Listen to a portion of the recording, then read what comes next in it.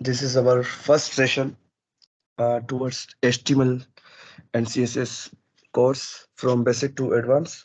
So ये हमारा first session है जिसमें हम HTML और CSS को बेसिक टू एडवांस देख रहे होंगे कंप्लीटली। ठीक है, तो ये हमारा फर्स्ट सेशन है। देखते हैं इसको अभी कि आज क्या क्या पढ़ने वाले हैं। तो ये टॉपिक्स है जो आज हम पढ़ेंगे, ये बहुत ही बेसिक लेवल के, क्योंकि बेसिक से लेके जाना ही जो है स्टार्ट में मेन चीज़ होती है। अगर आपके बेसिक्स क्लियर है तो आगे आपको फिर मसला नहीं होता है। ठीक है, सो मैं एक फाइल बना लेता हूँ एच टी एम एल की फाइल बनाने के लिए आप VS कोड का तो आपको पता होगा। ठीक है, उसके बारे में नहीं बता रहा मैं। आप इस पर क्लिक करो, आप लिखो index.html। ठीक है,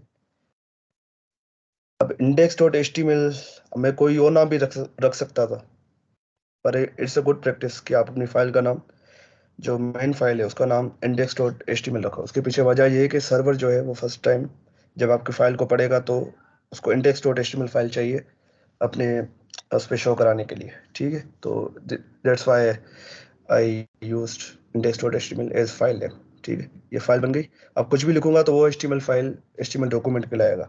ठीक है, जो हम वेब पेज बनाते हैं उसको बेसिकली डॉक्यूमेंट कहा जाता है। तो हम डॉक्यूमेंट बनाने वाले हैं HTML का। तो देखते हैं कि क्या क्या पढ़ेंगे इसमें। सबसे पहले तो इंट्रोडक्शन टू HTML है कि इसमें what is HTML, how does HTML work, HTML history and evolution, importance of HTML in web development and basic structure of HTML document। ठीक है, इंट्रोडक्शन देखते हैं HTML का। तो मैंने लिख कर रखा हुआ है, वो मैं यहाँ ला के रखता हूँ।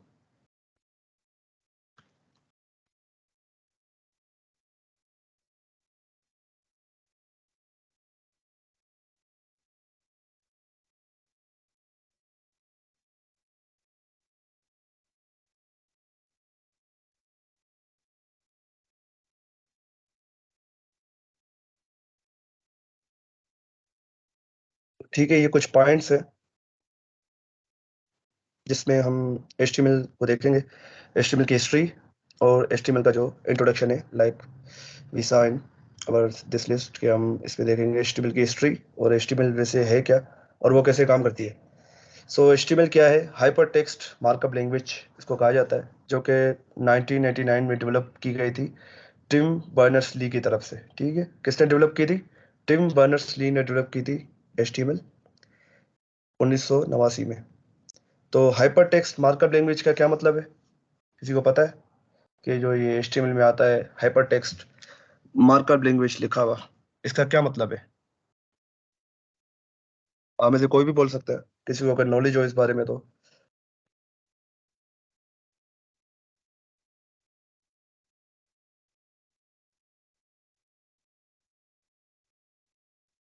ठीक है, हाइपर टेक्स्ट से क्या मुराद है? हाइपर टेक्स्ट ये मुराद है कि कोई भी लिंक आप देखते हो फेसबुक पे या गूगल पे या विकीपीडिया पे, जो भी लिंक्स बनी होती है वो क्या है, वो हाइपर टेक्स्ट कहलाती है वेब की लैंग्वेज में। हाइपर टेक्स्ट, क्योंकि जब HTML बनी थी तो उसमें स्टैटिक पेजेस होते थे, जैसे कि आजकल डायनेमिक पेजेस है कि जो आप डेटा देखना चाहते हो सिर्फ वही डेटा आपके पास वो शो होता है। तो क्या डायनेमिज्म आ गया है वेब वेबसाइट्स में।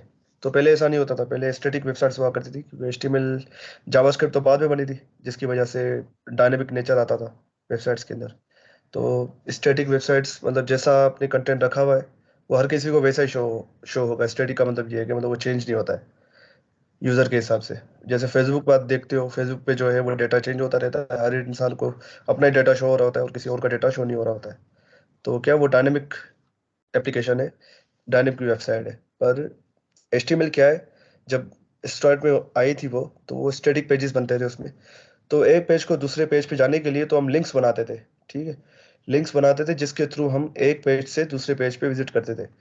तो वहां से नाम नाम आया है हाइपर टेक्स्ट। ठीक है, हाइपर टेक्स्ट। दूसरा, ये मार्कअप। मार्कअप क्या होता है कि जो ये हम HTML क्या है, प्री डिफाइंड टेक्स्ट बने हुए हैं। प्री डिफाइंड क्या है मतलब कि HTML वालों ने हमें, जिन्होंने HTML बनाई है उन्होंने हमें कुछ प्री डिफाइंड टेक्स्ट दे दिए, कुछ कीवर्ड्स दे दिए कि आप इनका यूज करके आप जो है पूरी वेबसाइट बना सकते हो।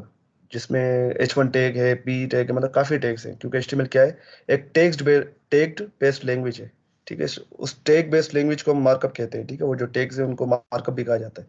और लैंग्वेज तो आपको पता ही है, ठीक है, जो अ, आप और कंप्यूटर समझता है, क्योंकि हम किसी लैंग्वेज में बात करते हैं ना, तो कंप्यूटर की लैंग्वेज जो है वो 0 और 1 है। जो HTML है वो एक मार्कअप लैंग्वेज है, वो कन्वर्ट होगी मशीन लैंग्वेज में। ठीक है, इंटरप्रेटर हैं, कंपाइलर जो भी होते हैं, इनके बैक एंड पे काम करते हैं उनके थ्रू। ठीक है, तो ये समझ में आ गया होगा आपको कि हाइपर टेक्स्ट मार्कअप लैंग्वेज का असली मतलब क्या है। ठीक है, 1989 में ये बनी थी, टिम बर्नर्स ली ने इसको डेवलप किया था। ठीक है, जो कि वर्क कर रहे थे CERN, जो कोई ऑर्गेनाइजेशन है यूरोप में। ठीक है, न्यूक्लियर रिसर्च की। तो ये हिस्ट्री लिखी हुई है कि the first version of HTML 1.0 आया था 1993 में, with included basic text for formatting text, links और एडिंग इमेजेस के। HTML का जो फर्स्ट वर्जन कब आया था? 1993 में आया था। हालांकि काम उस पे 1989 में स्टार्ट हो गया था, पर इसका फर्स्ट वर्जन जो रिलीज हुआ था पब्लिक के लिए, वो 1.0 1993 में हुआ था, जिसमें बेसिक टेक्स्ट थे। ठीक है, ज्यादा टेक्स्ट नहीं, जितने आज आप टेक्स्ट देखते हो, काफी टेक्स्ट आप देखते हो, काफी एलिमेंट्स जो है HTML को आप देखते हो, वो पहले नहीं थे। उसके बाद HTML 2.0 आया, जिसमें जो कि 1995 में 2 साल बाद जो आया, उसमें न्यू फीचर लाइक टेबल्स और इमेज मैप्स को इंट्रोड्यूस कराया गया, क्योंकि ये सारी चीज़ हम पढ़ेंगे। इसके बाद HTML 3.2 आया, ठीक है, 1997 में, जो कि CSS को सपोर्ट करता है, क्योंकि HTML क्या है, कि ढांचा बना के देता है आपको। ठीक है, उस पे मेकअप का काम CSS का होता है। जो जब CSS हम करेंगे तो तब हम देखेंगे, अभी हम हिस्ट्री पढ़ रहे हैं, ठीक है, उसकी HTML की। फिर इसके बाद HTML 4.0 आया, जो कि 1997 में ही आया था। तो उसमें इम्प्रूवमेंट की गई थी टेबल्स और फॉर्म्स में। ठीक है, और introduction to document object model, ये जावास्क्रिप्ट का पार्ट है। ये डोम है, ये जावास्क्रिप्ट का पार्ट है। ठीक है, कि 1997 में 3.2 वर्जन भी आ गया था, फोर वर्जन भी आ गया था। ठीक है, पर उसकी इम्प्रूवमेंट थोड़ी की गई थी फोर में, कि उसमें डोम को इंट्रोड्यूस किया गया था, जो कि जावास्क्रिप्ट का पार्ट है, जिसके जावास्क्रिप्ट के थ्रू हम जो HTML को चेंज करते हैं, उसको डोम कहते हैं। उसके बाद 1998 में the World Wide Web Consortium, W3C भी बोलते हैं इसको, was its establish to oversee the development of web standard including HTML। तो 1998 में एक ऑर्गेनाइजेशन बनी, जिसको W3C कहते हैं। ठीक है, उसका काम ये है कि स्टैंडर्ड्स बनाना, वेब के स्टैंडर्ड्स बनाना। ठीक है, कि जो वेब की लैंग्वेजेस है वो कैसी होनी चाहिए, इसके रूल्स एंड रेगुलेशन क्या होने चाहिए, वो सारी चीज़ें स्टैंडर्ड्स में डिफाइंड होती हैं। तो वो 1998 में आया था। इसके बाद फोर्थ वर्जन आया HTML का फोर्थ वर्जन का 4.01 आया। ठीक है, फोर वर्जन ये, उसका फिर थोड़ा अपग्रेडेड वर्जन आया 1999 में। उसमें थोड़े से अपडेट थे और बग फिक्स, तो कोई एरर्स होंगे, कोई मिस्टेक्स होंगी, उनको फिक्स किया गया था।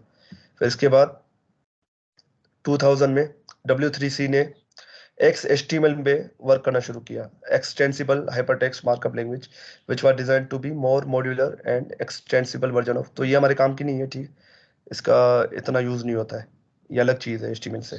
ठीक है, इसको इग्नोर करते हैं। उसके बाद जो इम्पोर्टेंट अपडेट आई थी, वो आई थी HTML 5 में, जिसमें बहुत सारे फीचर्स आए थे, जिसने HTML को बिल्कुल मॉडर्न बना दिया था, HTML 5। और आजकल यही वर्जन यूज हो रहा है, HTML 5। ठीक है, उस पर काम जो है स्टार्ट हो गया था 2004 में, और 2014 में इसको रिलीज किया गया था ऑफिशियली पब्लिक के लिए, यूज के लिए। जिसमें ये नए नए फीचर्स आए थे, वीडियो का टैग आया था, ऑडियो का टैग आया था, canvas element and improve support for mobile devices, के मोबाइल डिवाइसेस के लिए सपोर्ट आ गया था HTML 5 में। ये मेजर वर्जन था। ठीक है, HTML 5 also introduced a new syntax for HTML which allows a more flexibility in creating web pages, के HTML 5 एक मेजर अपग्रेड था, इसलिए आजकल HTML 5 ही यूज होता है। ठीक है, ये क्लियर है आप सबको? HTML की हिस्ट्री हमने देखी। इसको मैं 1 मिनट के लिए कमेंट कर देता हूँ। कमेंट्स क्या है वो आगे जाके पढ़ेंगे। इसको मैंने कर दिया कमेंट। ये ये क्या हिस्ट्री थी?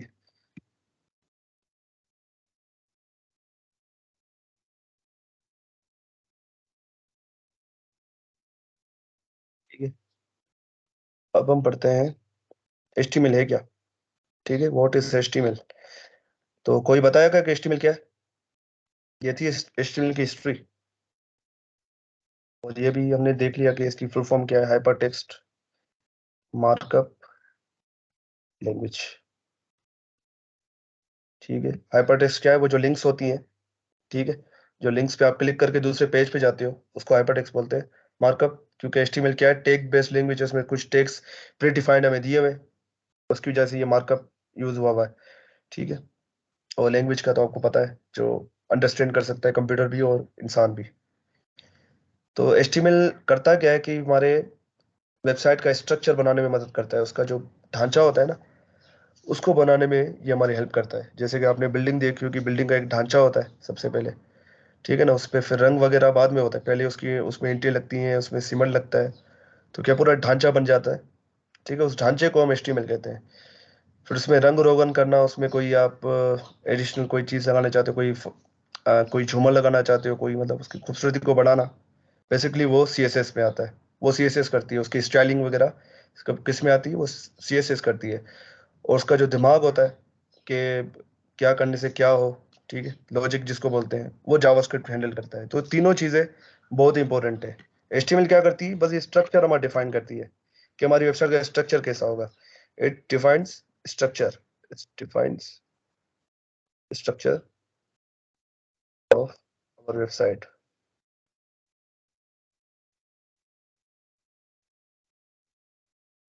ठीक है, ये क्या करती है, डिफाइन करती है हमारे स्ट्रक्चर को। क्योंकि डेफिनेशन में मैंने लिख रखी है और कैसे काम करती है। ठीक है, ये डिफाइन करती है structure, how it work, how it work, ये काम कैसे करती है एचटीएमएल, वो देखते हैं। ठीक है, तो ये आप पढ़ सकते हो कि एचटीएमएल जो है वो हाइपरटेक्स्ट मार्कअप लैंग्वेज है, used to create structured content on the World Wide Web. It works by using a set of markup text जो predefined text होते हैं, वो हम देखेंगे आगे कि ये टेक कौन कौन से, to define the structure or formatting of web pages including heading, paragraph, list, links। ये क्या है, ये tags है सारे, heading, paragraph, list, links, images and more। These tags are used to describe the content of the web page in a way that web browsers can understand and display to users. When a user requests a web page, the web page server sends the HTML code to user web browser, which then interprets the code and displays the content on the screen. HTML is a fundamental part of web development and is often used in conjunction with other web technologies like CSS and JavaScript to create dynamic and interactive web pages। ठीक है, अब इसको हम देखते हैं। अब ये चीज समझने से पहले आपको समझना पड़ेगा ब्राउजर कैसे काम करता है। ठीक है, जब वेब ब्राउजर आप यूज करते हो, वो कैसे काम करता है, वो ऐसे काम करता है कि उसके अंदर आप कोई भी वेबसाइट लिखते हो, वेबसाइट का एड्रेस डालते हो उसके अंदर, तो वो क्या करता है, वो रिक्वेस्ट मारता है एक सर्वर को। क्या करता है वो, सर्वर को रिक्वेस्ट मारता है, ठीक है, कि यार मुझे मुझे जो है वो डेटा दे दो। किसी का माइक ओपन है, प्लीज आप इस माइक को ऑफ कर दें। ठीक है, ब्राउजर क्या करता है, कोई भी आप यूआरएल लिख रहे हो ब्राउजर में, किसी का माइक ओपन है, काइंडली माइक ऑफ कर लें अपना।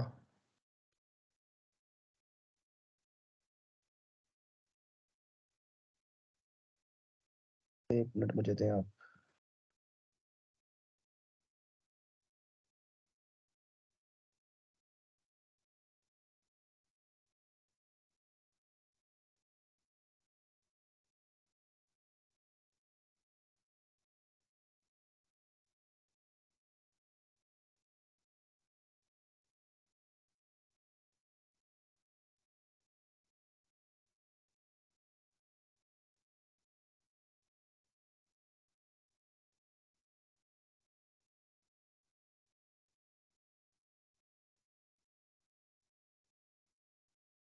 ठीक है, ये दिख रहा है आपको ब्राउजर मेरा?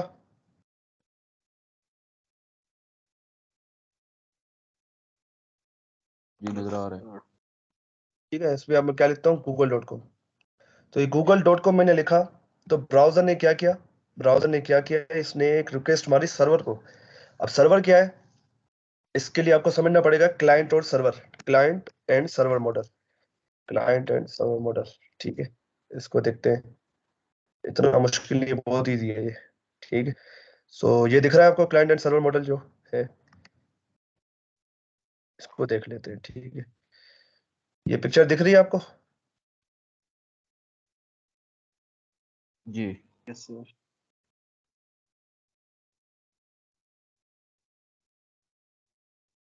एक मिनट,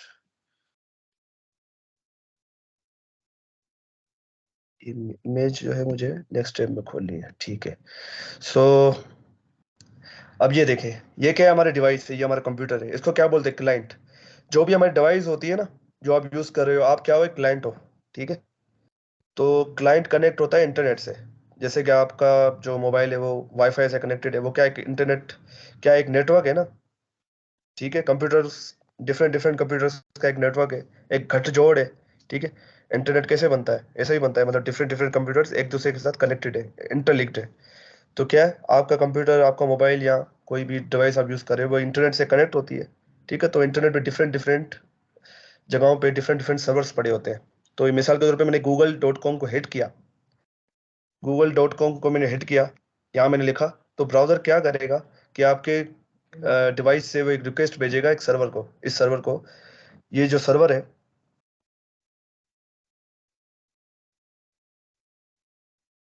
आपका ब्राउजर क्या करता है कि ये सर्वर, ये जो सर्वर है, इसको रिक्वेस्ट मारेगा, ठीक है, कि ये गूगल का जो पेज है ये मुझे दे दो।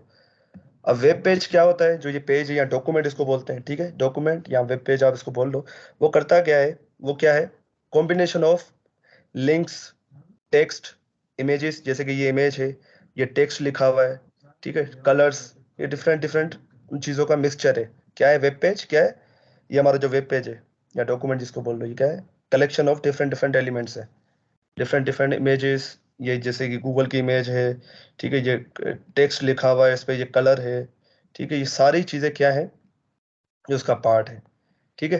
तो वो सर्वर क्या करता है, हमें हमारी रिक्वेस्ट पे वो गूगल का पेज हमें वापस करता है, जो कि हमारे इस ब्राउजर पे शो होता है। तो ब्राउजर का काम क्या होता है, वेब पेज को शो कराना, वेब पेज को, वेब पेज के लिए रिक्वेस्ट मारना सर्वर पे, और उसको फिर हमारे जो क्लाइंट पे, जैसे कि आपका मोबाइल है या आपका कंप्यूटर है, वो क्या आपका क्लाइंट है, वहां जाके शो कराना। सिंपल ये काम होता है ब्राउजर का, ठीक है। ब्राउजर का जो वर्किंग है वो आपको आई होप समझ में आ गई होगी, ठीक है। क्लाइंट सर्वर मॉडल भी क्लियर है, ठीक है। क्लाइंट रिक्वेस्ट मारता है सर्वर को, सर्वर रिस्पॉन्ड करके उसको एक वेब पेज दे देता है। क्लियर है, ये क्लाइंट सर्वर मॉडल क्लियर है आप लोगों को?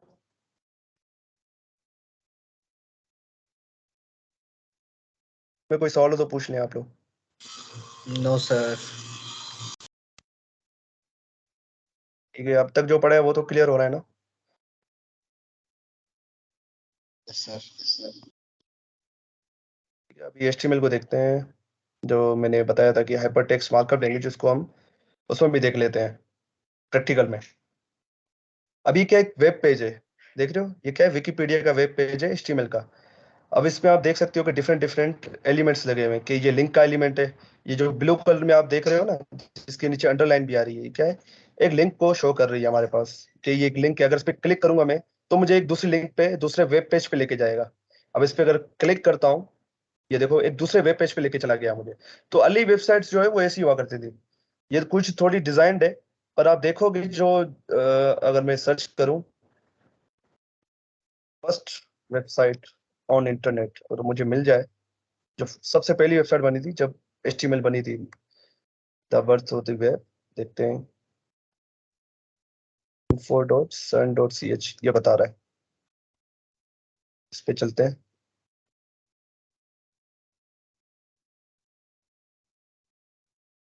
info.sun.ch साइट है जिसपे वो हमें लेके जा रहा है, जो कि ये देखो, फर्स्ट वेबसाइट जो है वो ये बनी थी। अब इसमें देखो है क्या, एक हेडिंग डली हुई है, ठीक है, और ये कुछ लिस्ट है, लिस्ट में कुछ लिंक्स है। अब लिंक पे क्लिक करूंगा मैं, तो एक दूसरी पेज पे मुझे लेके जाए। तो अर्ली जो वेबसाइट्स होती थी ना, जब नया नया HTML बनी थी, HTML जब न्यू न्यू बनी थी, तब वो ऐसी दिखती थी, हमारे वेब पेजेस ऐसे दिखा करते थे। समझ में आ रहा है, हमारे वेब पेजेस जो है वो ऐसे दिखा करते थे, उसमें इमेजेस हुआ करती थी, इसमें इमेज नहीं है पर उसमें इमेजेस हुआ करती थी, उसमें लिंक्स हुआ करती थी, जैसे ये आप लिंक देख रहे हो। तो किसी का माइक ऑन है, काइंडली माइक ऑफ कर दो,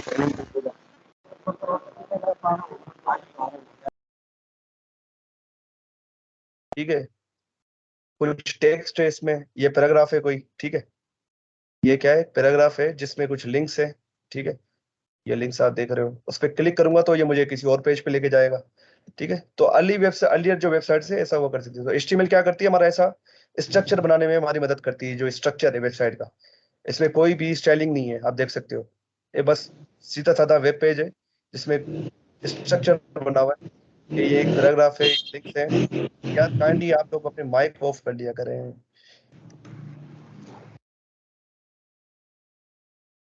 ठीक है। ये कोई पैराग्राफ होगा, ये कोई हेडिंग है। तो एचटीएमएल सिंपल ये है, अगर उस पे सीएसएस या जावास्क्रिप्ट पे आप अप्लाई नहीं करते हो। तो हाइपरटेक्स्ट का क्या मकसद था कि उस पे मैं क्लिक करूंगा तो मुझे कोई लिंक पे लेके जाए। तो हाइपरटेक्स्ट का नाम यहाँ से आया है कि कोई लिंक, आप उस पे आप क्लिक करके कहीं जा रहे हो, कोई लिंक है तो उसको हाइपरटेक्स्ट बोलते हैं बेसिकली उस लिंक को, ठीक है। और मार्कअप क्या होता है, अब वो देखते हैं मार्कअप क्या होते हैं।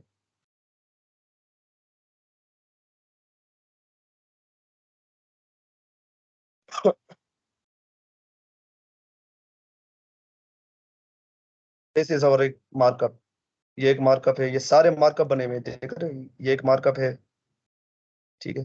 ये एक मार्कअप है, इसको टैग भी बोलते हैं, इसको एलिमेंट भी बोलते हैं। अब टैग और एलिमेंट में क्या फर्क है वो बताता हूँ मैं आगे। पर ये एक मार्कअप है, ये एक मार्कअप है, ठीक है। इसके अंदर कोई लिखा हुआ है, कुछ लिखा हुआ है, ये सारी चीजें हम देखेंगे। ये हेड टैग क्या है, बॉडी टैग क्या है, एचटीएमएल का जो टैग है वो कैसे काम करता है, ठीक है। तो ये आप इतनी खूबसूरत वेबसाइट देख रहे हो, तो ये सिर्फ सिंपल एचटीएमएल से नहीं बनी हुई है, इसमें सीएसएस भी है, जावास्क्रिप्ट भी है। देख रहे हो कितनी खूबसूरत वेबसाइट है। वो हमने देखी थी तो उसमें तो कुछ था ही नहीं, पर ये देखो, इसमें कलर है डिफरेंट, इसमें आप देख सकते हो। इसके टेक्स्ट का कलर थोड़ा बोल्ड है, ठीक है। इसमें कुछ इमेजेस लगी हुई है, देखो इमेज लगी हुई है। यहाँ पर इसका कलर, बैकग्राउंड कलर ग्रीन है, ठीक है। तो ये सारी चीजें कहाँ से आ रही है, ये आ रही है सीएसएस से। ये जो वेबसाइट की आप डिजाइनिंग देख रही है, सीएसएस करती है। तो सीएसएस जो हम आगे जाके पढ़ेंगे इंशाल्लाह, सीएसएस वाले पार्ट में, ठीक है। तो एचटीएमएल क्या करती है, हमारी वेबसाइट का स्ट्रक्चर बनाती है। वो सिंपल स्ट्रक्चर हमने देख लिया, जो आपने वो सीधी सादी वेबसाइट देखी, ठीक है। अब हम आगे बढ़ते हैं, ठीक है।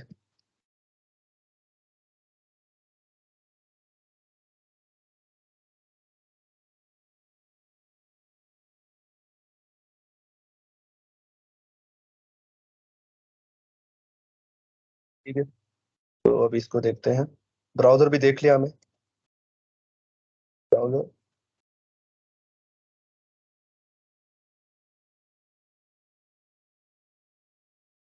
डॉक्यूमेंट और पेज,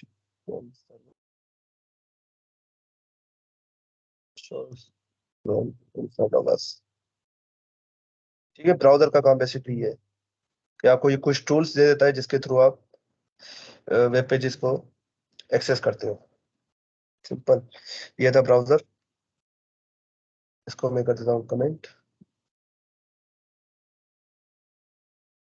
भी देखते हैं और कौन सा टॉपिक है। ये हो गया व्हाट इज एचटीएमएल, हो गया हाउ डज इट वर्क, ठीक है। तो ये भी देख लिया हमने कि ये वर्क कैसे करता है, कि ये कुछ टैग्स की हेल्प से, ये जो टैग्स है, ये जो आप देख रहे हो, ये आपने देखा पिछले पेज में।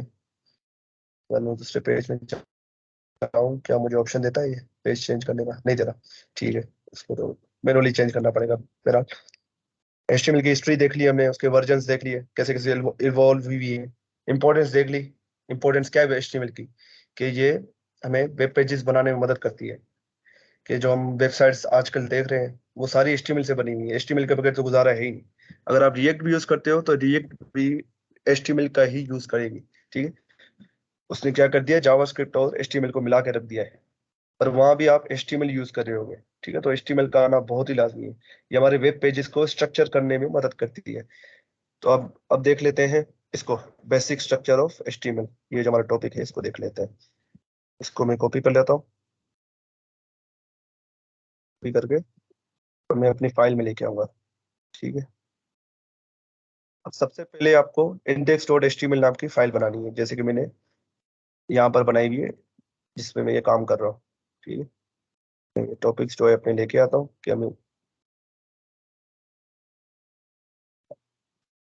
सबसे पहले इसको देखते हैं, डॉक्यूमेंट टाइप डिक्लेरेशन को, ये क्या चीज़ है।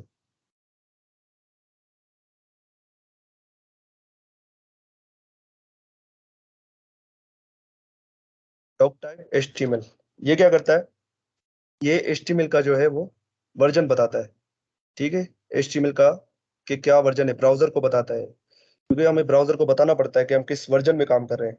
तो हम किस वर्जन में काम कर रहे हैं अभी, HTML5 में, ठीक है।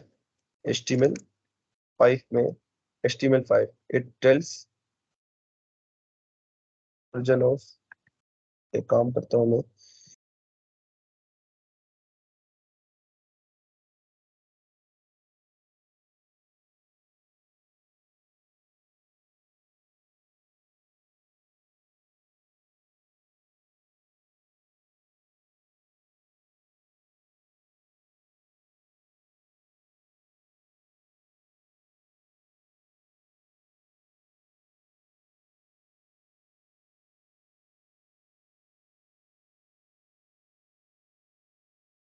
ये क्या बताता है,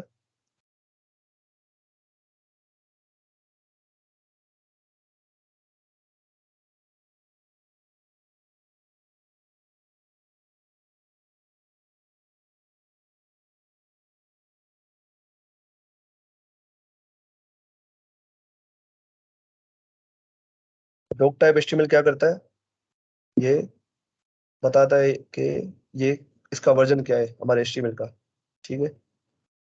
इसके बाद आता है HTML का पेज कैसे डिफाइन होता है, वो मैं आपको बता रहा हूँ अभी। इसके बाद हम लगाते हैं HTML का टैग, ठीक है। अब इस टैग को हमें क्लोज भी करना पड़ेगा, ठीक है, ये आपको बात याद रखनी है। अब ये क्या है, ये मार्कअप है, ठीक है, ये मार्कअप है जिसका हम यूज करके वेबसाइट्स बनाते हैं, ठीक है। डिफरेंट डिफरेंट मार्कअप्स होते हैं, उनके डिफरेंट डिफरेंट पर्पजेज होते हैं। तो HTML का अपना पर्पज है। HTML क्या करता है कि ये पेरेंट एलिमेंट है सारे एलिमेंट्स का, सारे टैग्स का ये क्या है, एलिमेंट है, वो पेरेंट है, ठीक है। और बाकी सारे चाइल्ड है इसके, जितने भी HTML के एलिमेंट्स है, HTML जितने भी एलिमेंट्स है ना, H1 हो गया, पैराग्राफ हो गया, इमेज हो गया, वो क्या आते हैं, वो सब इस HTML टैग के अंडर ही आएंगे। जो भी इस क्लोजिंग और ओपनिंग टैग के अंदर आएगा वो उसका चाइल्ड कहलाएगा। जैसे कि हेड का टैग है, हेड का टैग क्या है, ये क्या है, उसका चाइल्ड एलिमेंट है। किसका चाइल्ड एलिमेंट है, इस HTML का। HTML क्या है, ये रूट एलिमेंट भी कहलाता है। HTML is also called as HTML tag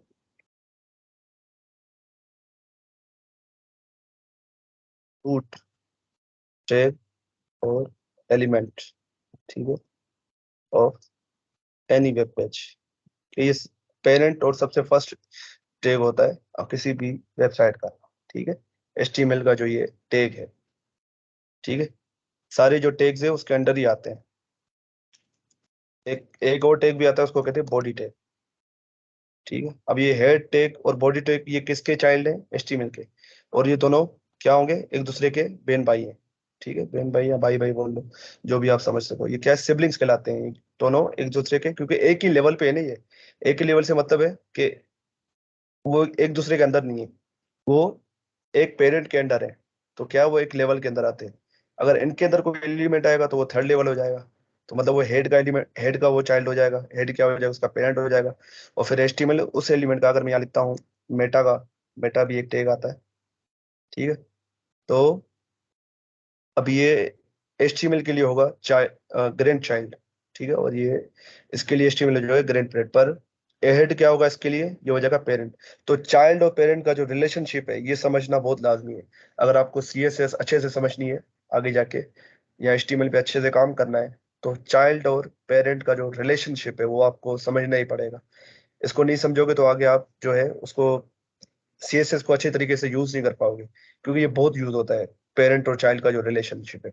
तो पेरेंट क्या है, जिसके अंडर इसके चाइल्ड आते हैं, ठीक है। तो HTML के अंदर कौन कौन से डायरेक्ट चाइल्ड कौन से आ रहे हैं, जो डायरेक्टली HTML के अंदर है, वो हेड और बॉडी है। और हेड का भी एक अपना चाइल्ड है, वो मेटा है। वैसे ही बॉडी का एक अपना चाइल्ड होगा, ठीक है। हेलो, ठीक है। ये क्या है, ये बॉडी का चाइल्ड है, ठीक है। ये हेड का चाइल्ड नहीं, सिर्फ बॉडी का चाइल्ड है। और ये ग्रैंड चाइल्ड होगा HTML का, क्योंकि ये सारे HTML के अंडर आते हैं, ठीक है। तो ये क्लियर हुआ आप लोगों को, पेरेंट और चाइल्ड रिलेशनशिप जो है वो आप लोगों को क्लियर हो रहा है, कल नहीं मुझे बताया, क्योंकि ये बहुत इंपॉर्टेंट है अगर आप CSS पे काम करना चाहते हो। क्योंकि वहां पर अगर आपको इसकी समझ होगी, अंडरस्टैंडिंग होगी, कि चाइल्ड और पेरेंट कैसे कैसे काम करते हैं, तो CSS में आप इजीली उसको फिर स्टाइलिंग कर पाते हो अपने एलिमेंट्स की। ठीक है, तो मुझे बताएं आप लोगों को क्लियर है? हाँ, रिएक्शन के थ्रू बताएं, जैसे कि मैं अभी देख रहा हूँ अब लोग अपने रिएक्शन भेज रहे हैं इमोजीज के थ्रू। तो जिस जिसको समझ आ रहा है तो काइंडली वो, अगर चैट का ऑप्शन नहीं है तो इमोजीज के थ्रू बताएं, ताकि मुझे पता लगे कि हाँ यार आपको समझ में आ रहा है। या वॉइस में भी आप बोल सकते हैं। जी, क्लियर है? ठीक है, कनीज बोल रही हैं ओके, सर इब्राहिम बोल रहे हैं ओके। ठीक है, जबरदस्त। इसकी जो HTML की फुल फॉर्म मुझे बताएं, कौन बताएगा कि HTML में जो हाइपर टेक्स्ट मार्कअप लैंग्वेज हम बोलते हैं वो क्यों बोलते हैं? अहमद भाई आप बताएं, ये जो हाइपर टेक्स्ट मार्कअप लैंग्वेज हम बोलते हैं इसको क्यों बोलते हैं? ये बीच में आपसे आपसे मैं सवाल जवाब करता रहूंगा। अहमद सुफियान भाई जी बताएं। अस्सलाम वालेकुम। वालेकुम अस्सलाम।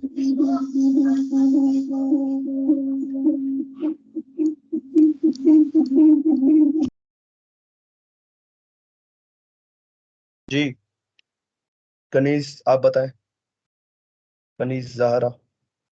सर ये शोर बहुत आ रहा है मेरे माइक से। कामरान आप बताएं कि ये हाइपर टेक्स्ट मार्कअप लैंग्वेज इसका क्या मतलब होता है?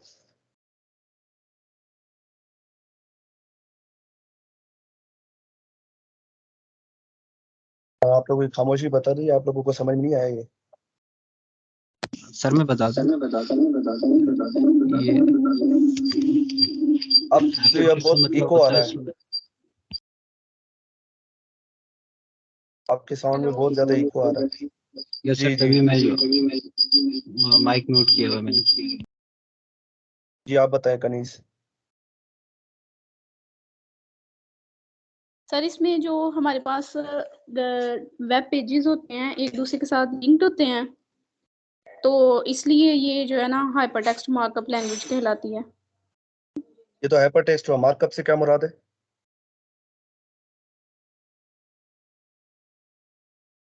सर जो टैग्स होते हैं इसमें। कि जो टैग्स होते हैं वो मार्कअप कहलाते हैं। ठीक है, तो ये जो टैग है ये क्या भी, ये भी तो एक टैग है ना? ठीक है, क्लोजिंग और ओपनिंग टैग, तो ये मार्कअप कहलाते हैं। ठीक है, अब कुछ एलिमेंट ऐसे होते हैं जिनके कोई भी क्लोजिंग टैग नहीं होता है, जैसे कि ये ओपन टैग है, इसका तो क्लोजिंग टैग भी है।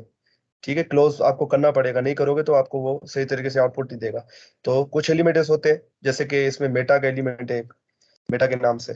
ठीक है, इसका क्या है, कोई भी क्लोजिंग एलिमेंट नहीं है। इसको क्लोज कैसे करते हैं कि इसको ओपन किया, इसके अंदर हमने ये बैक स्लैश लगा दिया इसे, तो ये सेल्फ क्लोजिंग टैग कहलाते हैं। This is called self closing tag या एलिमेंट। ठीक है, जो बोलना चाहो। ये क्या है, सेल्फ क्लोजिंग टैग है। क्यों? क्योंकि इसकी कोई भी क्लोजिंग टैग नहीं है, इसका टैग ऐसे नहीं है जैसे मेटा मेटा करके, जैसे हम हेड को बंद कर रहे हैं या बॉडी को बंद कर रहे हैं या HTML को बंद कर रहे हैं। ठीक है, तो इसका कोई वो एलिमेंट नहीं है। ठीक है, इसलिए हम इसको कहते हैं सेल्फ क्लोजिंग टैग, या एम्प्टी एलिमेंट भी इनको बोला जाता है। ठीक है, एम्प्टी तो चलो इसको सही नाम नहीं, क्योंकि इसके अंदर हम एट्रीब्यूट भी देते हैं बेसिकली। एम्प्टी बोल सकते हो आप, बेसिकली इसको एम्प्टी बोल सकते हो, एम्प्टी एम्प्टी भी बोल सकते हो, empty empty tag, empty tags. ठीक है, ये भी कह सकते हो आप। ठीक है, अब एट्रीब्यूट का है वो भी देखें हम, एट्रीब्यूट भी इसके अंदर होते हैं।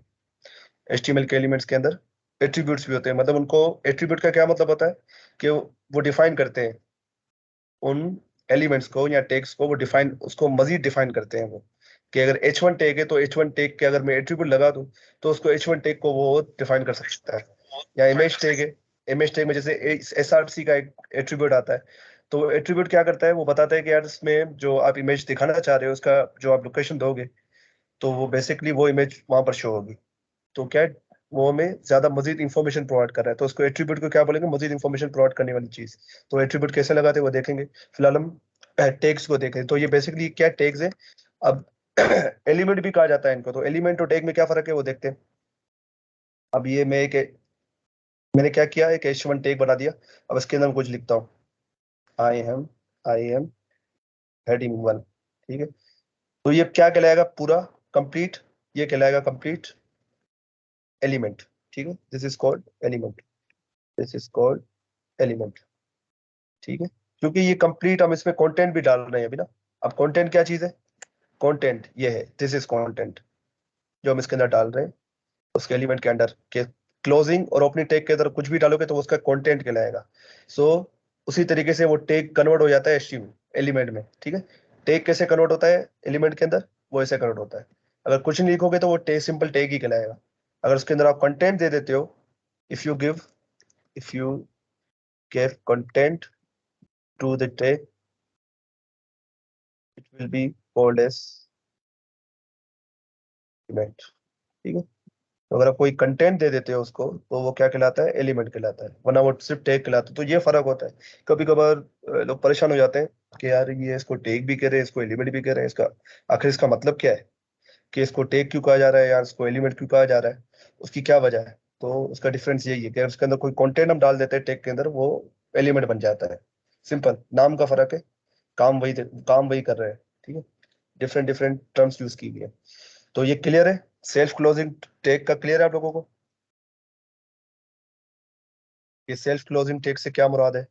Yes sir. सर एक सवाल है। और जी पूछे। सर जैसे अगर हम विजुअल स्टूडियो कोड पे एक्सक्लेमेशन मार्क करके हम उसका HTML का पूरा कोड लिखते हैं बेसिक, तो उसमें काफ़ी मेटा चार सेट वगैरह आते हैं, तो उससे क्या वो क्या डिफाइन कर रहा होता है पूरा जो कोड होता है? वो अभी आगे जाके देखेंगे हम, क्योंकि वो मैंने अभी इसलिए नहीं दिया क्योंकि मैं अभी आपको बिल्कुल स्क्रेच से बता रहा हूँ। वो मैं वैसे भी कर सकता था कि एक मैं लिखूं इसमें, कोड में मतलब एक फीचर है, एमिट कहते हैं उसको, कि उसको जी जी। एक्सक्लेमेशन आप मार्क लगाते हो, एंटर करते हो तो क्या करता है, बॉयलर प्लेट कोड आपको दे देता है। मतलब पहले से बना हुआ कोड आपको दे देता है ताकि आपको ज्यादा मेहनत नहीं करनी पड़े। क्योंकि ये जो हम कोड लिखते हैं, बॉयलर प्लेट कोड जो हमें मिलता है, वो बार बार हमें हर पेज पे लिखना पड़ता है। तो आपको एक मर्तबा बस आप इसमें हिट करते हो, वो आपको पूरा कोड जनरेट करके खुद दे देता है। तो उसको हम बाद में देखेंगे, अभी हम बिल्कुल स्क्रैच से पढ़े तो एक एक चीज को हम देख रहे हैं। ठीक है, ठीक है सर।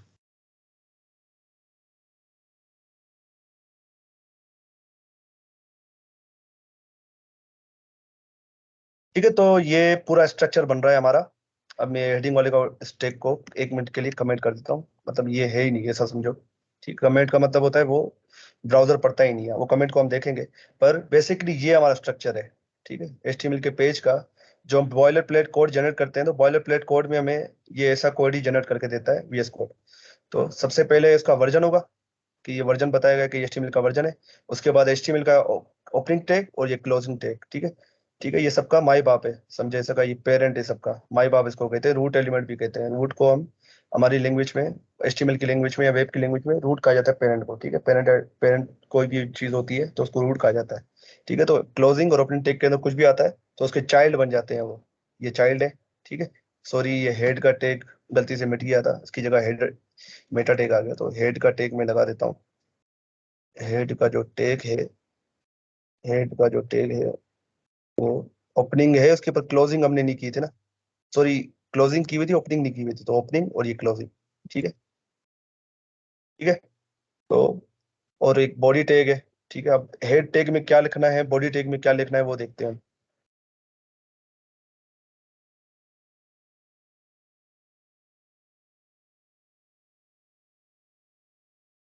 अब हेड टैग में जो है हम वो लिखते हैं मेटा टैग्स, मेटा डिस्क्रिप्शन। अब मेटा डिस्क्रिप्शन क्या होती है?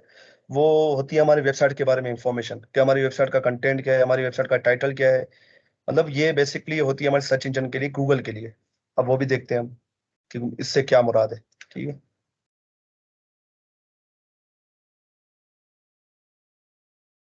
ठीक है, अब ये हम आ गए ब्राउजर में, और यहाँ मैं लिखता हूँ HTML लिख देता हूँ सिंपल। ठीक है, तो ये आप देख सकते हो। तो मेटा टैग पता है किस चीज में हेल्प करता है? इस चीज में हेल्प करता है कि ये चीज, ये क्या है, ये टाइटल आ गया पेज का, तो ये अगर आप हेड टैग में लिखोगे तभी यहाँ पर शो होगा गूगल के अंदर। ठीक है, इसको कहते हैं सर्च इंजन ऑप्टिमाइजेशन, कि गूगल के सर्च इंजन के लिए अपनी वेबसाइट को अच्छी तरीके से डिजाइन करना। और ये डिस्क्रिप्शन लिखी हुई है, डिस्क्रिप्शन किसके अंदर होती है? ये मेटा टैग के अंदर होती है। जो मेटा मेटा टैग है ना, मेटा टैग क्या है? वो मेटा का जो वर्ड है, उसकी जो मीनिंग है वो है डेटा अबाउट डेटा, मतलब इंफॉर्मेशन अबाउट डेटा। डेटा, अगर मैं मेटा लिखूं यहाँ पर, ठीक है, मेटा का टैग है, ये सेल्फ क्लोजिंग टैग है, एम्प्टी टैग है। ठीक है, मेटा क्या बताता है? Meta simple means data about data. Meta means data about data, कि मजीद इंफॉर्मेशन प्रोवाइड करता है हमें। It provide us provide more information about website. तो कोई भी ऐसा काम आपको करना हो जिसमें आपकी वेबसाइट की इंफॉर्मेशन आपको स्टोर करके रखनी हो, तो वो आप हेड टेक के अंदर रखते हो। हेड टेक के अंदर आप वो चीजें रखते हो जो आपको बेसिकली सर्च इंजन के लिए या अपनी वेबसाइट की इंफॉर्मेशन के लिए रखनी हो। ठीक है, मैं इसको करता हूँ कॉपी। इसको मैं हेड टेक के अंदर रखूंगा, मैंने बाहर रख दिया था गलती से। तो ये हेड टेक के अंदर, मेटा टेक की जो भी चीजें होती हैं वो आती हैं हेड टेक के अंदर।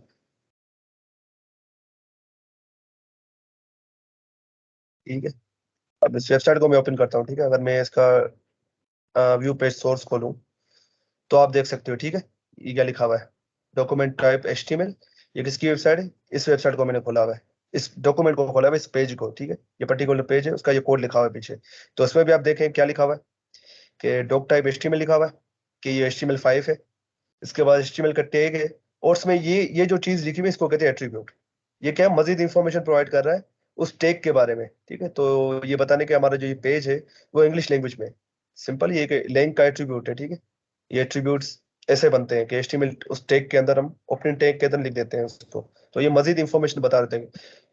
तो उस एट्रीब्यूट का नाम, ठीक है, उसके बाद इक्वल का साइन, और उसके बाद इस जो ये कोटेशन है, कोटेशन के अंदर हम उसकी वैल्यू को लिखते हैं। ये क्या है? प्रॉपर्टी नेम है, एट्रीब्यूट नेम है, और ये एट्रीब्यूट की वैल्यू है। ठीक है, सिंपल। इसके बाद ये हेड टैग आप देख रहे हो, हेड टैग के अंदर क्या है? टाइटल टैग लिखा हुआ है। टाइटल टैग क्या कर रहा है? टाइटल टैग ये कर रहा है, ये जो ऊपर लिखा हुआ है HTML ट्यूटोरियल आप देख रहे हो। टाइटल टैग जो है वो बेसिकली वो इस चीज को शो करता है। ये जो लिखा हुआ है, ये जो लिखा हुआ है देख रहे हो, ये टाइटल टैग में लिखोगे तभी आपको शो होगा। ये देखो, ये टाइटल टैग से आता है। ठीक है, मेटा, ये मेटा टैग, ये क्या है? सेल्फ क्लोजिंग टैग है, इसका कोई एंड टैग है ही नहीं। देखो, ठीक है, सिर्फ ओपनिंग टैग है, इसका क्लोजिंग टैग है ही नहीं। ठीक है, बाकी आप टाइटल को देखो, टाइटल का ओपनिंग भी है, क्लोजिंग भी है। तो ये क्या है? सेल्फ क्लोजिंग नहीं है, सेल्फ क्लोजिंग ये है कि इनका कोई वो है ही नहीं। ठीक है, बेटा, अब ये बता रहे हैं कि इसमें जो कैरेक्टर सेट है हमारा यूज हो रहा है UTF-8, क्योंकि हमारे जो डिफरेंट डिफरेंट स्टैंडर्ड होते हैं कैरेक्टर्स के। तो अभी हम ये यूज कर रहे हैं UTF-8, जिसमें दुनिया के सारे करेक्टर्स आ जाते हैं। जितने भी करेक्टर्स हैं ना, ABCD से लेकर जितने भी स्पेशल एलिमेंट्स हैं, स्लैशेस हैं, वगैरह वगैरह, वो सारी इसमें आ जाती हैं। इसके बाद ये देखें, एक और मेटा टैग है, वो उसका नाम ये है, उसका एट्रीब्यूट, ये एट्रीब्यूट है। ठीक है, ये चार सेट भी क्या है? ये एट्रीब्यूट है। ये डिफरेंट डिफरेंट एट्रीब्यूट होते हैं डिफरेंट डिफरेंट एलिमेंट्स के। तो मेटा के ये एट्रीब्यूट है, चार सेट भी है, ये नेम भी है। तो नेम में क्या लिखा हुआ है? View port. अब इसकी वैल्यू है व्यू पोर्ट। व्यू पोर्ट इसके लिए यूज होता है CSS वगैरह के लिए। CSS के लिए मतलब कि वेबसाइट जब आप रिस्पॉन्सिव बनाओगे, कि मोबाइल के लिए आपकी वेबसाइट कैसी दिखे, लैपटॉप के लिए कैसी दिखे, टैबलेट के लिए कैसी दिखे, तो आप लिखते हो उसके अंदर, उसके लिए आप बताते हैं व्यू पोर्ट। व्यू पोर्ट आपकी उसमें हेल्प करता है। ठीक है, उसके बाद ये कीवर्ड्स है। ठीक है, कीवर्ड्स में हम बताते हैं ये सर्च इंजन के लिए होता है, ये गूगल के लिए होता है। कि इसमें क्या लिखा हुआ है? कीवर्ड्स। इसमें लिखा हुआ है HTML, पाइथन, CSS। मतलब कोई भी गूगल पे ये कीवर्ड्स लिखेगा ना, अगर मैं HTML लिखता हूँ तो मेरे पास ये, अगर मैं HTML लिख रहा हूँ, HTML मैंने लिखा, तो ये आप देख सकते हो, इसने मुझे सबसे पहले यही वेबसाइट लाके दे दी है। हालांकि आप देख सकते हो कितने सारे रिजल्ट आ रहे हैं। एक ये पढ़ोगे तो ये ट्रिलियंस में रिजल्ट आ रहे हैं, और देखो कितने सारे एक्स्ट्रा पेजेस भी हैं। अब आपको पता है सेकंड थर्ड पे तो लोग मुश्किल ही जाते हैं। ठीक है, तो सबसे पहला जो रिजल्ट है वो उस पे लाने के लिए आपको वेबसाइट को अपने SEO ऑप्टिमाइज करना पड़ता है, मतलब सर्च इंजन के लिए उसको अच्छा बनाना पड़ता है। तो ये चीजें आपकी हेल्प करती हैं।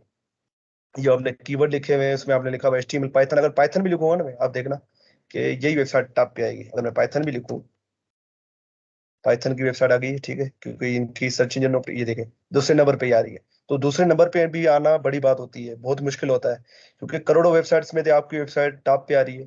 तो इसमें इस SEO का ही हाथ है। तो ये सारी चीजें कीवर्ड्स जो है वो इसलिए यूज होते हैं कि अगर कोई भी बंदा, क्योंकि गूगल दुनिया का नंबर 1 सर्च इंजन है। ठीक है, उसमें दुनिया की करोड़ों करोड़ों अरबों डेली की सर्चेस होती है। तो HTML कोई भी सर्च करता है तो इनको फायदा होता है, W3 स्कूल को। अगर मैं इस पे जाऊं तो आप देखोगे साइड में ये एड्स लगे हुए हैं, ये एड्स लगे हुए हैं गूगल के।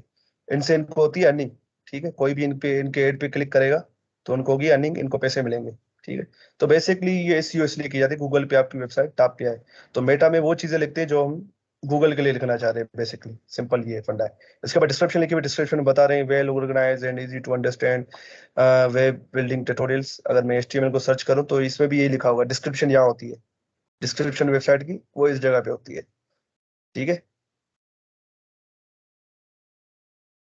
ये यहीं की लिखी होगी, ठीक है। डिस्क्रिप्शन, ये भी डिस्क्रिप्शन है, offer free online tutorials, free online tutorials इसमें लिखा होना चाहिए इसको, ये well organize and easy to, ठीक है। अगर मैं W3 स्कूल सर्च करूं, सिंपल W3 स्कूल सर्च करता हूँ, W3 स्कूल्स, इसकी डिस्क्रिप्शन देखे क्या आती है। इसकी डिस्क्रिप्शन जो है, अगर मैं इसकी वेबसाइट को ओपन करूँ, इसकी वेबसाइट को ओपन करूँ और उसकी अगर मैं इस पे जाता हूँ व्यूज पेज सोर्स पे, तो उसकी देखो well organized and easy to understand web building tutorials, ठीक है, वही लिखा हुआ है, ठीक है। ये भी कहीं ना कहीं लिखा होगा, ये डिस्क्रिप्शन भी कहीं ना कहीं इसमें लिखी होगी, W3 school offers optimized for training testing, ठीक है, ऑप्टिमाइज्ड यही कहीं लिखा होगा। मैं लाइन रैप करता हूँ, एक मिनट, हमें शायद मिल जाए ताकि आपको और इजी समझ में आए। तो बेसिकली अगर नहीं दिख रहा तो कोई बात नहीं है, ये कभी कभार डाटा जो है बॉडी से भी उठाता है, ठीक है। गूगल कभी कभार डाटा जो है बॉडी से भी उठा रहा होता है, ठीक है। इसलिए डाटा कहीं ना कहीं किसी उसकी हेड के टेक में ना रह के तो बॉडी के टेक से भी गूगल कभी कभार उठा रहा होता है। बेसिकली ये जो डिस्क्रिप्शन हम लिखते हैं वो गूगल के लिए लिखते हैं कि हमारी वेबसाइट में क्या क्या चीजें हैं, उसको बता रहे, गूगल के लिए बता रहे हैं हम, ठीक है। इसके बाद हम ये जो आप देख रहे हो आइकन देख रहे हो, ये ऊपर ये गूगल का आइकन देख रहे हो, ये आइकन, ये रहा, इसके लिए लिंक का टैग यूज होता है, ये लिंक, उसमें ये एट्रीब्यूट देते हैं रेल, रेल ये मजीद इन्फॉर्मेशन दे रहा है ना कि ये लिंक क्या है, ये किस टाइप की लिंक है, क्योंकि आप लिंक के टैग के थ्रू स्टाइल शीट्स भी उसमें इंक्लूड कर रहे होते हो अपनी वेबसाइट में, सीएसएस की फाइल्स को भी अपनी वेबसाइट के साथ कनेक्ट कर रहे होते हो, तो वो एक ही टैग के थ्रू हो रही होती है। तो आप देख रहे हो ये डिफरेंट डिफरेंट जो ये एट्रीब्यूट्स है, या मजीद इंफॉर्मेशन प्रोवाइड कर रहे हैं वेब ब्राउजर को भाई कि ये जो एट्रीब्यूट है इसमें आइकन दे रहे हैं हम, आइकन में अगर मैं क्लिक करूं तो ये देखें जो ये आपको टॉप पे शो हो रहा है, ये आइकन है, ठीक है। तो मेटा टैग बेसिकली ये है कि आपकी वेबसाइट को गूगल के लिए ऑप्टिमाइज करता है, एसईओ के लिए, कि आप सर्च इंजन के लिए वो अच्छी हो जाए। इसके बाद ये लिंक का टैग है, आपकी कोई कोई फाइल आपको लिंक करानी हो, जावास्क्रिप्ट की फाइल या सीएसएस की फाइल, सॉरी, आपको लिंक करानी हो, या कोई भी फॉन्ट जो वेबसाइट में यूज हो रहे हैं, कभी कभार आपके सिस्टम में वो फॉन्ट्स होते ही नहीं है तो आपको वो बाइट से इंपोर्ट करने पड़ते हैं, तो वो भी लिंक टैग के अंदर आते हैं। पर देख लो इसके डिफरेंट डिफरेंट एट्रीब्यूट्स हैं, ठीक है। एचरेफ है, रेल है, तो उनका अपना अपना मतलब होता है, ठीक है। तो बेसिकली ये था हमारा मेटा टैग। मेटा टैग में नेम, नेम का एट्रीब्यूट हम लिखते हैं, ये क्या है, एट्रीब्यूट है, एट्रीब्यूट की नाम लिखते हैं, उसके बाद इक्वल का साइन लगाते हैं, उसके बाद उसकी वैल्यू देते हैं, उसके अंदर लिखा हुआ है the attribute defines the name of the piece of the document level meta data, ठीक है। It should not be set of the, मतलब ये मेटा टैग के बारे में जो एट्रीब्यूट है उसके बारे में बता रहा है बेसिकली, ठीक है। उसके अंदर क्या क्या चीजें आनी चाहिए। अब नेम लिख देता हूँ मैं, नेम देख लेते हैं यहाँ से, नेम यहाँ से देख लेते हैं, ये कीवर्ड्स, ठीक है, कीवर्ड्स को उठा लेते हैं, कीवर्ड्स उठा लिया मैंने, कि गूगल के लिए बता रहा हूँ कि यार कीवर्ड क्या होंगे। और कंटेंट हम लिखेंगे, कंटेंट भी मेटा के साथ एक एट्रीब्यूट आता है, हर एलिमेंट के अपने अपने एट्रीब्यूट्स होते हैं, ठीक है। तो ये हर दूसरे एलिमेंट में हो ये लाजमी नहीं है, ये आपको याद रखनी बात। कंटेंट, दिस इज अवर, आपके कीवर्ड्स में हम डिफरेंट डिफरेंट कीवर्ड लिखते हैं, एचटीएमएल, ट्यूटोरियल, कि कोई भी बंदा अगर गूगल पे सर्च करता है तो हमारी वेबसाइट रैंक हो, क्योंकि गूगल हमारे वेबसाइट के कंटेंट को देख के ही आती है, ठीक है। तो बेसिकली ये है Meta tag. Meta tag clear है आप लोगों को। बाद एक टैग है, सॉरी टैग नहीं, हाँ tag, title tag, my website लिख देता हूँ। ये क्या करता है वो मैंने बता दिया था कि ये जो वेबसाइट ऊपर टॉप पे दिख रहा होता है, ठीक है। अब इसको मैं सेव करूंगा, इसको रन कैसे करते हैं, कॉपी पाथ करें यहाँ से, या अपने उस फोल्डर में जाए, ठीक है। सॉरी ये शायद आपको स्क्रीन नहीं दिख रही होगी, ये स्क्रीन मैंने गलती से शेयर नहीं की, शेयर नहीं की हुई, ठीक है, अब दिख रही होगी, ठीक है। तो मैं ये बता रहा था कि मेटा का टैग मैंने बनाया हुआ है, ठीक है। उसमें मैंने नेम का जो एट्रीब्यूट दिया हुआ है उसकी मैंने एक वैल्यू दी हुई है, ठीक है। नेम का एट्रीब्यूट, ये एट्रीब्यूट है, उसके आगे इक्वल का साइन, फिर उसकी वैल्यू दे रहा हूँ। उसी तरह कंटेंट का एट्रीब्यूट है, इक्वल का साइन और उसकी वैल्यू। उसी तरह डिफरेंट डिफरेंट एलिमेंट के डिफरेंट डिफरेंट एट्रीब्यूट होते हैं, ठीक है। अभी एक टाइटल का एक टैग यूज कर रहा हूँ, ये क्या करता है, टाइटल सेट करता है, जैसे कि आप ऊपर देख रही है टाइटल, जो टाइटल देख रहे हो। वेब एचटीएमएल के फाइल को चलाने के लिए सिंपल यहाँ से कॉपी पाथ करें, यहाँ तो कॉपी पाथ करें, यहाँ पर अपने फोल्डर में जाए, जिस फोल्डर में आपकी ये फाइल सेव है, उस index.html की फाइल को डबल क्लिक करें तो ये खुल जाएगी। तो इसको मैं ओपन करता हूँ,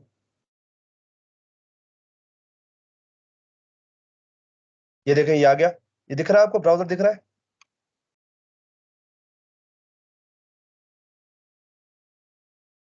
ब्राउजर शो हो रहा है जी आपको, जी नजर आ देख रहा रहे है। हो। मैंने जो टाइटल में लिखा था वो यहाँ पर आ गया, तो टाइटल में सिंपल ये लिखते हैं, ठीक है। तो ये हेड टेग क्या करता है, ये हमारी वेबसाइट की इंफॉर्मेशन को अपने अंदर स्टोर करता है। वेबसाइट की जो भी इंफॉर्मेशन होती है, कोई आपको फाइल लिंक करवानी हो तो वो आप हेड टेग के अंदर लिखते हो, ठीक है। अगर आप चाहते हो कि हमारे इसके अंदर कोई चीज शो हो, जैसे कि ये आप देख रहे हो, ये जो पूरा ये शो हो रहा है हमारा, ये विकिपीडिया का जो पेज है, ये कहाँ लिखा हुआ है, ये बॉडी टैग के अंदर लिखा होता है। तो बॉडी टैग के अंदर जो भी चीज लिखोगे ना, कुछ भी लिखोगे बॉडी टैग के अंदर, बॉडी टैग के अंदर आप कुछ भी लिखोगे वो शो होता है हमारे वेब ब्राउजर में, ठीक है। मैं पैराग्राफ का टैग बनाता हूँ, ठीक है। पैराग्राफ का टैग कैसे बनता है, उसके लिए यूज होता है पी का टैग, ठीक है। पी का tag, hello I am a paragraph, ठीक है, आई एम अ पैराग्राफ। इसको रन, कॉपी किया हुआ था मैंने, ये रही। अब इसको बस मुझे रिफ्रेश करना है, ये देखा आ गया, hello hello I am a paragraph. अगर इसकी वेब व्यू पेज सोर्स पे जाऊं, इसका व्यू पेज सोर्स का मुझे ऑप्शन नहीं दे रहा है ये, ठीक है। तो ये देखें, ये रहा hello I am a paragraph, जो मैंने इसके अंदर लिखा हुआ था, ठीक है। ये रहा hello I am a paragraph. तो बॉडी के अंदर आप वो चीज लिखते हो जो आपको अपने बेसिकली यहाँ पर शो करानी होती है, इस जगह पे, ठीक है। बाकी जो इंफॉर्मेशन है गूगल के लिए है या वेबसाइट का जो टाइटल है वो आप लिखते हो हेड टेग के अंदर। तो ये क्लियर है आप लोगों को, बॉडी और हेड सेक्शन हमने देख लिया, डॉक्यूमेंट स्ट्रक्चर भी देख लिया हमने, क्लियर है आप लोगों को। Yes sir.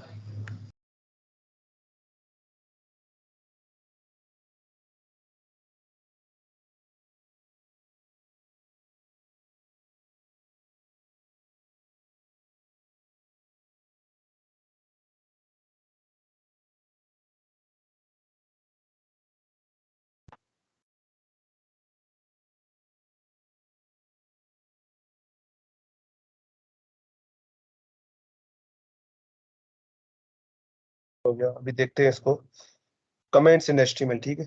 Single line comment और मल्टी लाइन कमेंट, ठीक है, इसको देखते हैं। अब ये क्या चीज है,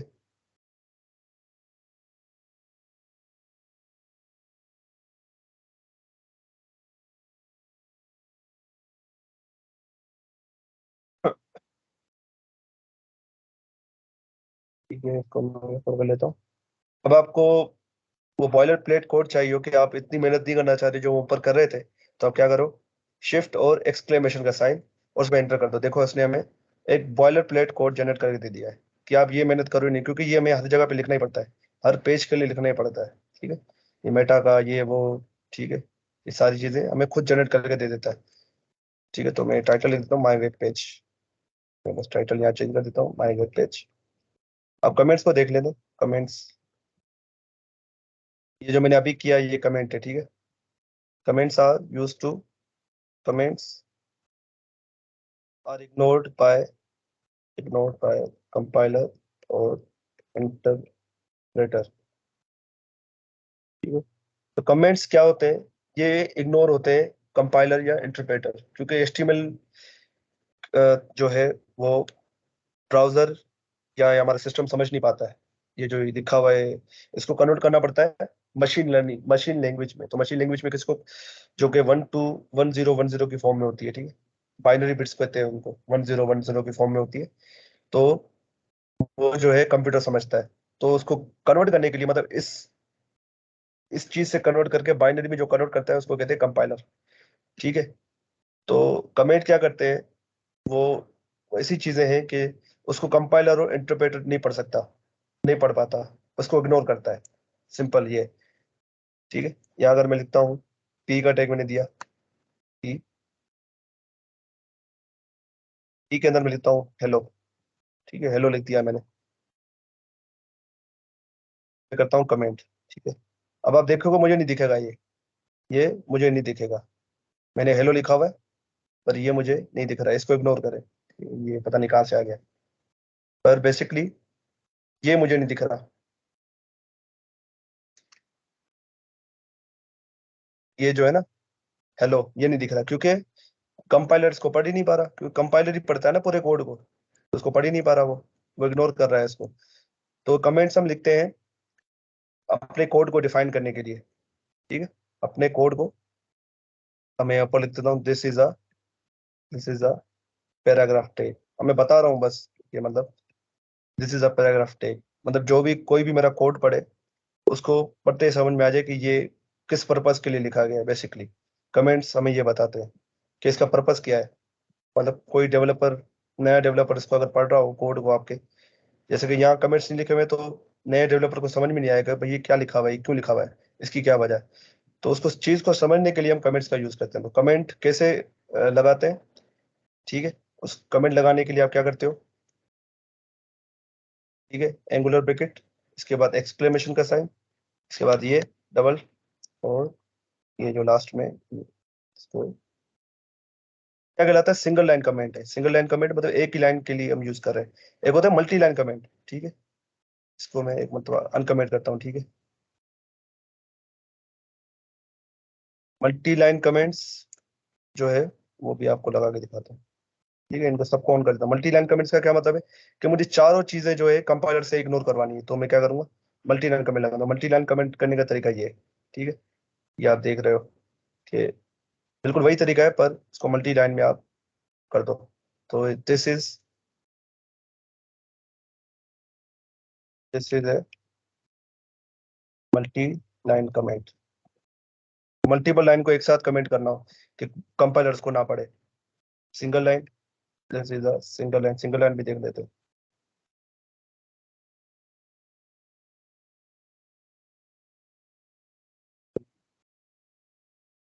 ठीक है।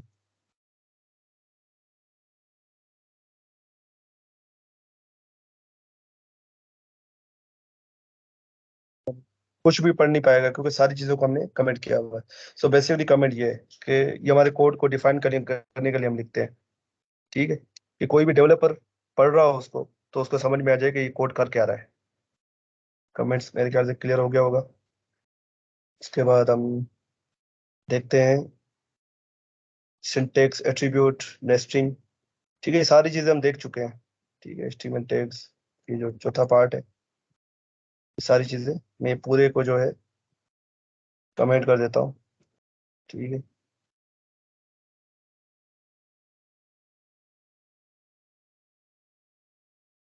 क्या करेगा कंपाइलर, ये पढ़ ही नहीं पाएगा, कंपाइलर के लिए ये एग्जिस्ट ही नहीं करता है, ठीक है। कंपाइलर के लिए पूरा कोड एग्जिस्ट ही नहीं करता है, पर ये कोई डेवलपर पढ़ेगा तो उसके लिए ये सारी चीजें अंडरस्टैंडेबल होगी, ठीक है। मैं एक काम करता हूँ, एक और बॉयलर प्लेट कोड जनरेट करता हूँ, ठीक है। टाइटल यही रहने देते हैं। अब बेसिकली हमें पढ़ना ये है, तो उसको मैं कमेंट करना चाहता हूँ ताकि मैं तो कंपाइलर ना पड़े। ये मेरी अंडरस्टैंडिंग के लिए लिखा हुआ है कि क्या क्या मुझे करवाना है। HTML tag and their attributes, ठीक है।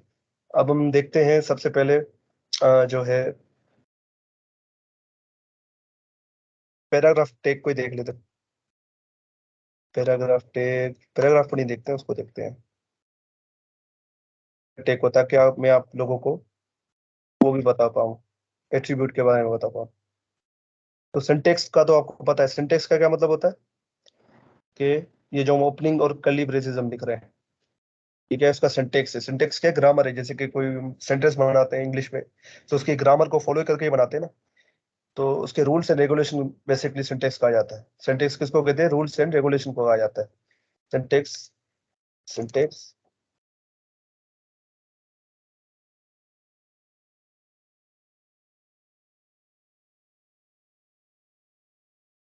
डिफाइंस रूल्स एंड रेगुलेशन, कि आपको इसको फॉलो करके हर चीज करनी है, ठीक है।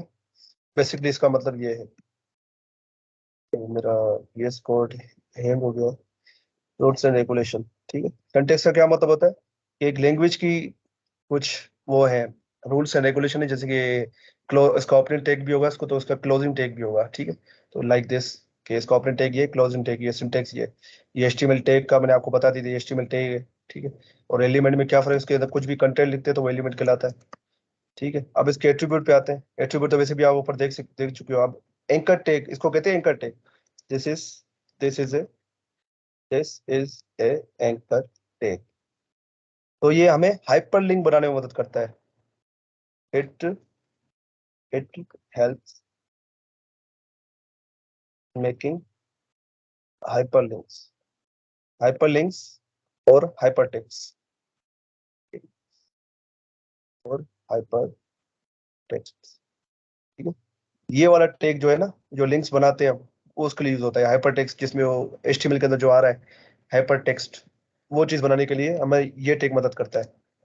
तो उसके अंदर एक एट्रीब्यूट आता है href का नाम। href href मतलब इसको कहते हैं हाइपर रेफरेंस, इसका फुल फॉर्म है हाइपर रेफरेंस।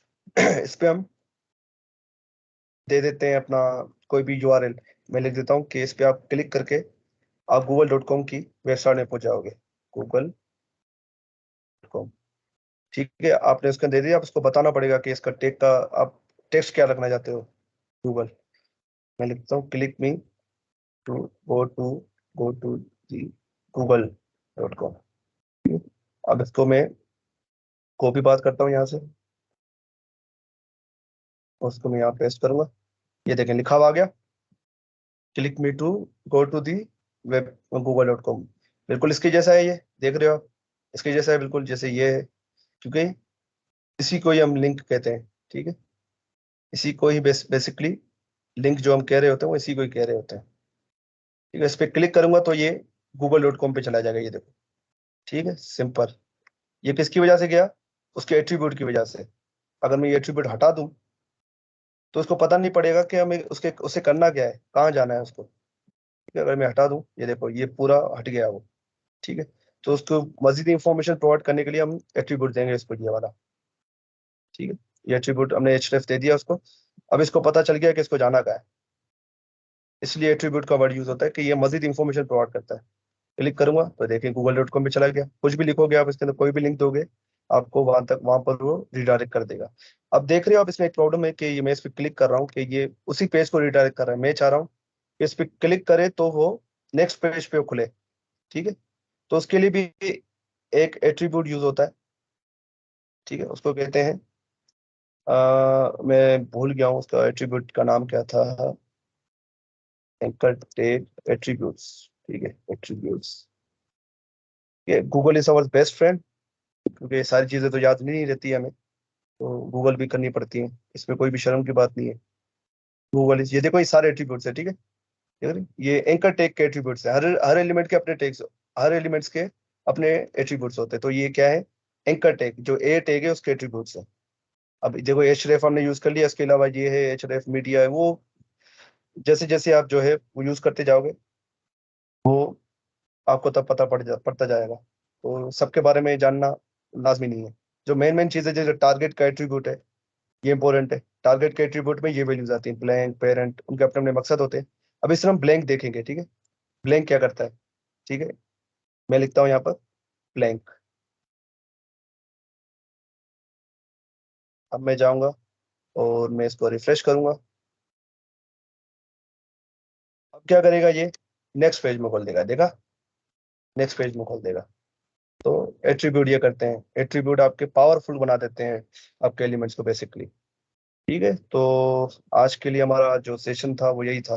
मैं यहाँ लिख देता हूँ, एट्रीब्यूट गिव पावर्स, ठीक है। It provide information, provides more information about element, ठीक हो गया। तो मैं कमेंट कर देता हूँ ताकि ये हमारे वेब पेज पे ना आए, कंपाइलर्स को ना पढ़ सके।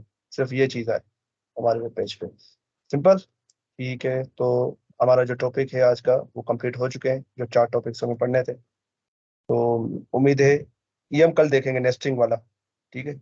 एट्रीब्यूट्स तक हमने देख लिया आज। तो कोई सवाल हो तो आप पूछ लें अभी, ठीक है।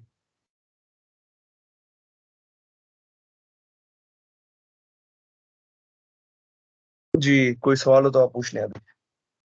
अब मैं एक काम करता हूँ, रिकॉर्डिंग को करता हूँ ऑफ, ठीक है। हमारी रिकॉर्डिंग हो चुकी है, स्टॉप कर